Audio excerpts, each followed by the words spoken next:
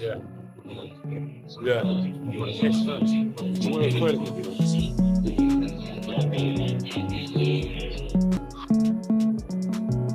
I'm honoured to be here. I'm happy to be here. I think December 19th is going to be crazy though. I think the centre's going to be like buzzing, just crazy in that room. I think it's really good. So now, remember, I took a year out of the game to refresh because I was just piling more and more baggage. I just feel fresh. I feel rejuvenated.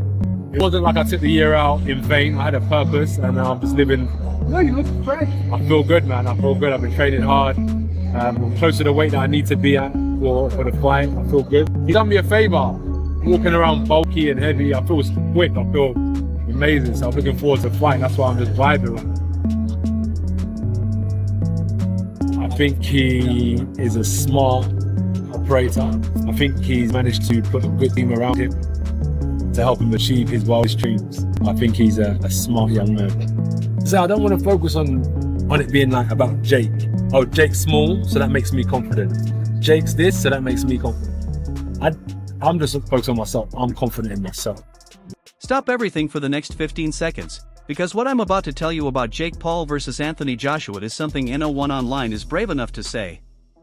This fight might not just end a career, it might rewrite boxing history in a way that will shock the entire world. And once you hear the truth behind what's really happening in this matchup, you won't be able to click away. We are now just 2 weeks away from Jake Paul versus Anthony Joshua, and the energy around this fight already feels electric. Fans around the world can sense that something big is coming. Alright, come in.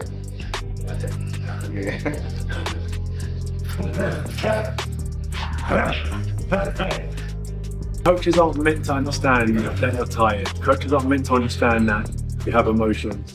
Coaches are just supposed to look at you like you're a machine, and they just want results. I may be tired, but I just got to bite down on my gum shield, because if I can perform to an elite level when I'm tired, imagine what I can do when I'm at rest and when I've got energy. I've been through the days where I'm looking for sympathy, and you just don't get it in sport, but you don't get it. I always knew there could be the most talented fighter out there, especially in our industry. Like, they can't sell tickets, they can't put bombs on seats, they will never showcase their skills to the world, no matter how good they are. And that's why I say you have to have marketability and you have to have ability. And when you bring those two worlds together, it's a recipe for success. Anthony Joshua is not treating this like a YouTuber cameo. He's training like a man who wants to shut every joke down before it even starts. No smiles, no games, just full heavyweight focus. For AJ, this looks like the easiest payday ever. Walk in, land one big right hand, and go home early. So I say, I don't think Jake's crazy. He's a realist, he's a logical man, and he wants to fight. He wants to fight good fight. I looked at it and said, wow, this is a great opportunity to showcase myself to the whole world, and God willing, my prayers are answered and I get the job done and I hurt Jake in spectacular fashion and I get a victory. Jake called me directly. He called me. He didn't call my team. Jake called me. I said, okay, no problem, no problem. Easy money. Not easy money. We'll see. I'll let you know December 19th, December 20th. But here's the twist. Jake Paul is acting like he's rewriting boxing history. He carries a wild confidence, the kind that makes him believe he truly belongs in the same ring as a former unified heavyweight champion. Whether people like him or not, that belief in himself is a powerful weapon. Necessarily fair to AJ. I just know that I have the power and the timing. It's the shots that you don't see coming that knock people out. And I'm a tricky knockout artist that people don't give me enough credit for. I've won knockout of the year. So he has to be careful. And I do have the timing, the speed, and the tricks up my sleeve to be able to hit a shot on this guy that he doesn't see coming that can put him to sleep 1000%. Jake really believes he can ruin AJ's night. He thinks he can break the script and turn Joshua's easy money into the biggest problem AJ has ever faced inside a boxing ring. I think it's watching his Dubois fight, watching the Ruiz fight, even watching the Usyk fight. And when you look at it, he's lost to guys who are smaller than him. I think it's his, it's his weakness, it's his kryptonite. is the faster guys who don't get hit by his big punches. He's definitely a bit chinny. He's durable, he gets back up, he knows how to fight when he's hurt, and he's still dangerous when he's hurt. But I do see holes where I can land big shots. With all the hype building, Amir Khan steps in with a serious warning. He says this fight is not just entertainment, it's a real danger. Khan believes Jake's team, especially his promoter Nick Issa, might be pushing him into something that could physically harm him long-term. Well, I think Nikisa hates Jake Paul because he wants him dead, I think. That's what it comes down to. Me and JB had a meeting with Nikisa and he was giving big ones, which I did not understand. He's not really like, come on. But like, he really wants to see his own friend, that he calls my childhood friend, hurt. That is wrong, bro. Like, you know what I mean? He's chasing the money. So he's just gone straight to the money and put my man in the firing line against a heavyweight champion who can hurt him and literally cause him problems in the future as well. Khan says it feels like they're chasing a massive payday while ignoring Jake's safety. A heavyweight like Joshua can end a career, or much more, with one clean punch. Jake might be improving, but he hasn't lived the life of a professional fighter who spent years learning how to take big shots. Khan warns that one punch like the one AJ used to knock out Ngannou could end everything for Jake. Look, if AJ with a shot like he hit Ngannou and knocked him clean out, I mean, even Ngannou would knock Jake Paul out. But that just shows, like, but you can't mess with the sport. Boxing, you can't mess with boxing. Oh, boxing is a sport that you have to respect. One punch away from getting, something bad's gonna happen one day and they're gonna regret it. They're gonna say, oh, why did we take that fight? It's not like they need the money. And if I was AJ, and a YouTuber come to me, who's tiny, who's smaller than me, and weaker than me, you think I'm gonna send up to him? Khan admits some YouTubers, like Slim, have shown real boxing skills. But this matchup is different. This is risky. One mistake could lead to a tragic moment for the sport. Boxing is not about views, likes, or viral clips. It is a dangerous game where one wrong punch changes everything.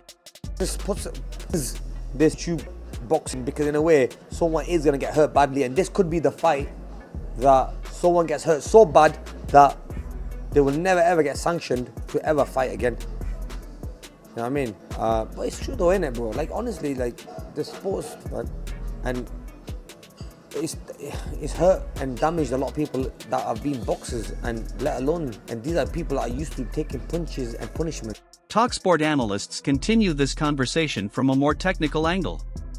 Liam Smith says the fight is exciting, but for AJ fans, it also looks like a simple, high-paying opportunity after years of facing top opponents.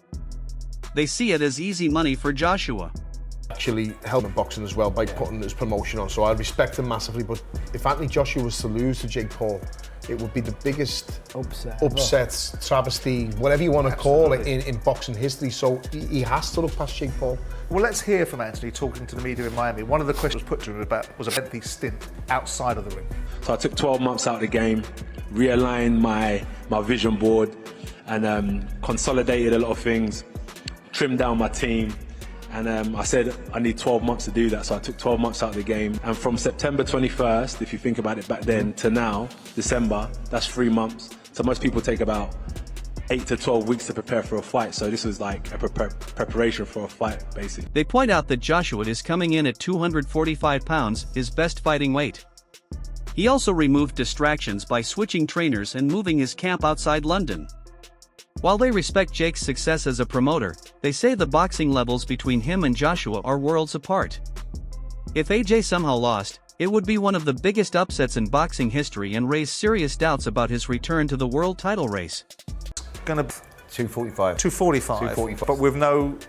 But again, there's no rehydration. No rehydration clause. 245. That was the last time that he boxed Alexander Usyk, which was back in, what was that, 2022?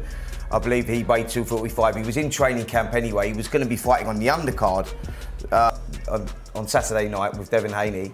He was going to be fighting on that undercard, 22nd. So he's in shape. His weight's down anyway. So making 245, actually, he has to be that done. Yeah, but that's his best weight anyway, Anthony Joshua. That's where he's more athletic. You know, he's got more move. No disrespect to Jake Paul here. You go, like, you know, without looking past Jake Paul, but he could look past Jake.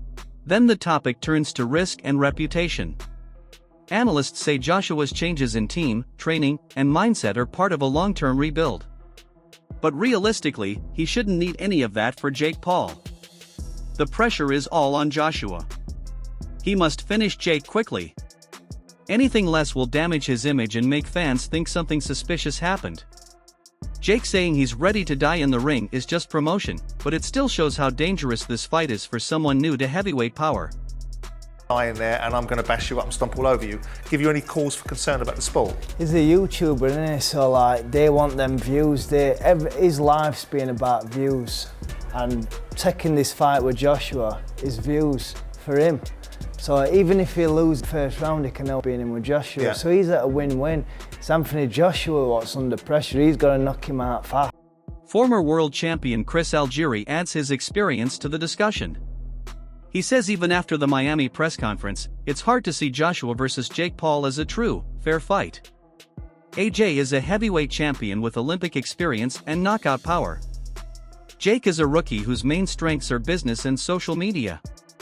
Algieri says in a real 8-round fight with 10-ounce gloves, it's hard to imagine Jake surviving even one round unless special rules are involved. He also says fans calling AJ chinny don't understand, getting hit by world-class punchers is not the same as getting hit by a cruiserweight YouTuber. Happens, it happens. Boxing is the wild, wild west. Anything can happen, and especially with Jake Paul and his money and his ability to make things happen, it's very, very possible. But I don't see how this fight ever makes it out of the first round. And if it does, then comes into question of, is this a real fight? I mean, have the rules set come out yet? Have we heard whether or not Anthony Joshua has to wear, his boots on the wrong feet if he can't throw his right hand, if he has to be, set up to a shock therapy if he throws punches? Is there anything said yet, or is this a real fight? Do we know? 8 rounds, 10-ounce gloves, 3 minutes. And it's a real sanction. A fighter must land clean to hurt someone, and Jake struggled to land clean punches even on an aging Julio Cesar Chavez Jr. Getting close to a true heavyweight warrior like Joshua is a challenge many real pros could never solve. Algieri says he would never fight Jake Paul even for a big payday because his career means more than joining a circus act. He understands why Joshua took the fight, but still says AJ must finish Jake fast. If not, people will scream rigged immediately. Algieri ends by saying the first real heavyweight punch Jake takes might end this entire experiment. Take the fight. If Jake Paul offered you millions and millions, would you get in the opposite corner to him and have that opportunity? No. No. It's a sideshow. You're probably the first fighter to say that. Yeah, because first of all, I had a real career, and I respect the sport, and you're not just gonna pay me, so use me to come in there and go put this fight together. I'm not an active fighter. I haven't been for almost 5 years. To come off the couch just because of an opportunity, because there's a lot of money thrown at me. Listen, I respect what I've done in my career. Listen, if we were in my career and I was fighting and training and that came up and there was a reason for it, that's a whole different thing. Even Anthony Joshua, I don't knock Anthony Joshua at all for this. He's coming off of a loss. He's coming off of an elbow injury, and he's looking to get back in. This is a perfect get back fight. 8-rounder, and I get to make a. And now here we are.